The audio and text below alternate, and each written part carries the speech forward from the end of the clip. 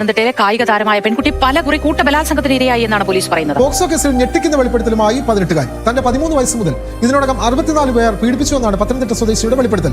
പീഡിപ്പിച്ച ആൺ സുഹൃത്ത് ദൃശ്യങ്ങൾ പകർത്തി ഭീഷണിപ്പെടുത്തിയാണ് കൂടുതൽ പേർക്ക് ലൈംഗിക ചൂഷണത്തിന് വഴിയൊരുക്കിയത്.